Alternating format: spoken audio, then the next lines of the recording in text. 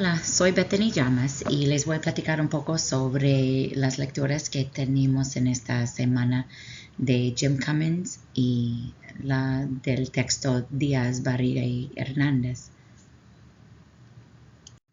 ¿Cuáles son las responsabilidades del docente? El docente está encargado con un buen ambiente en el salón de clases que provee una manera que puede pasar el aprendizaje.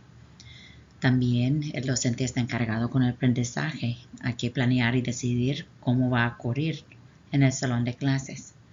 En una de las lecturas de esta semana en el texto de nuestro curso por Díaz, Barriga y Hernández, hablaron de la competencia. Comenzaron en la página 15 y hablaron sobre la competencia como es una capacidad para movilizar varios recursos cognitivos para hacer frente a un tipo de situaciones.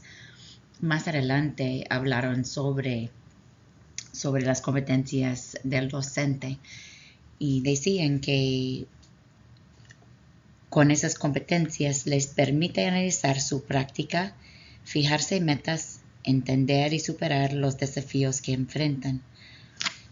Algunas de las competencias que mencionaron eran organizar y animar situaciones de aprendizaje, gestionar la progresión de los aprendizajes, elaborar y hacer evolucionar dispositivos de diferenciación, implicar a los alumnos en sus propios aprendizajes y su trabajo, trabajar en equipo. Y otras que mencionaban más adelante eran informar a los padres, utilizar las tecnologías, afrontar los deberes y los dilemas éticos de la profesión y organizar la propia formación continua. Como podemos ver, esas competencias casi son como habilidades para que cada docente debe desarrollar, que puede hacer bastante bien para ser más preparados, salir más preparados. Y es un trabajo continuo. Voy a hablar sobre crear entornos de aprendizaje y en particular en los salones bilingües. He estado en salones bilingües en donde no había ningún otro idioma, no más inglés. Hablaban, escribieran, comunicaron puro inglés. Entonces, para crear un entorno bilingüe hay que utilizar los dos idiomas y de una manera muy fluida, muy natural entre idiomas. El segundo punto es crear un entorno multicultural. Más que nunca, hoy en día es tan importante enseñar la tolerancia para otras culturas. No hay ningún salón en donde puedes encontrar no más una cultura. En cada salón hay varias culturas y más probable hay más culturas que puedes imaginar.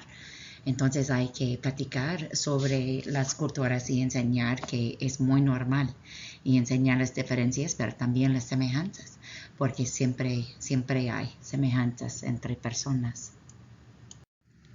Ahora vamos a hablar sobre crear entornos que responden a las necesidades de los estudiantes.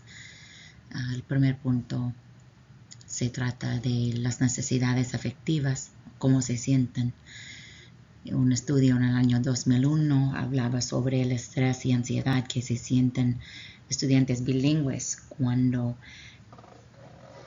necesitan utilizar nomás su segundo idioma para comunicarse y para hacer sus trabajos, que se sienten mucho estrés y ansiedad y no hablan en el salón o piden que alguien más hable por ellos, y eso tiene un efecto muy negativo en el aprendizaje de su segundo idioma, el desarrollo de su segundo idioma.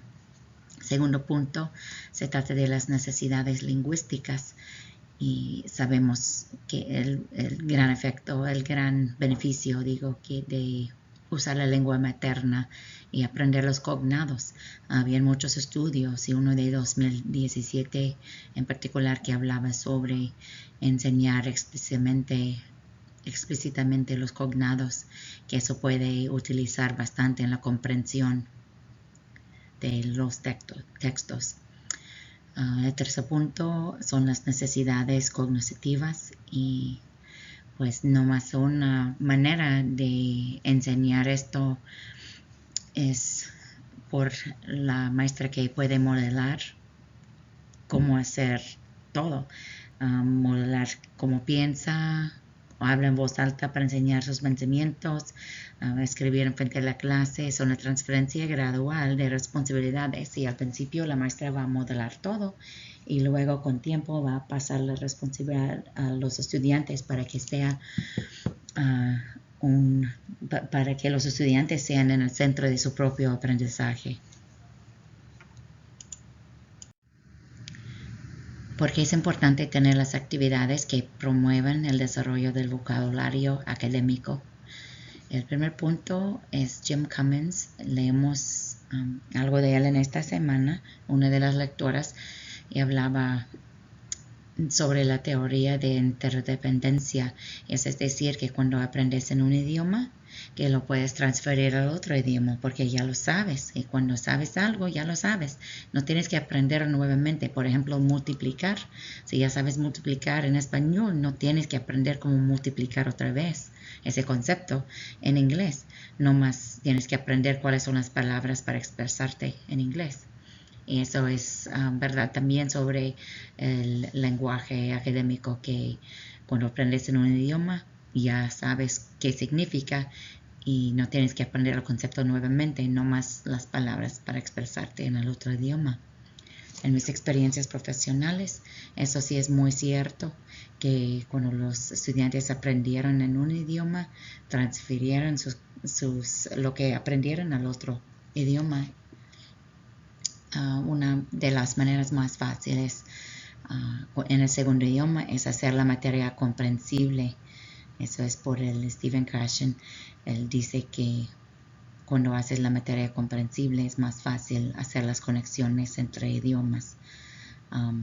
En otro estudio del 2017, la interconexión, cuando alguien que sepa dos idiomas está leyendo, no pueden apagar el segundo idioma o el otro idioma.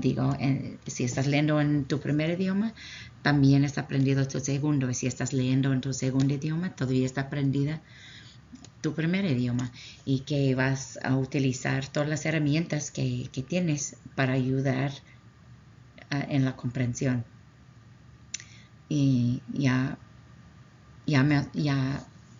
hemos hablado sobre la transferencia, que lo que aprendes en uno va a transferir al otro idioma.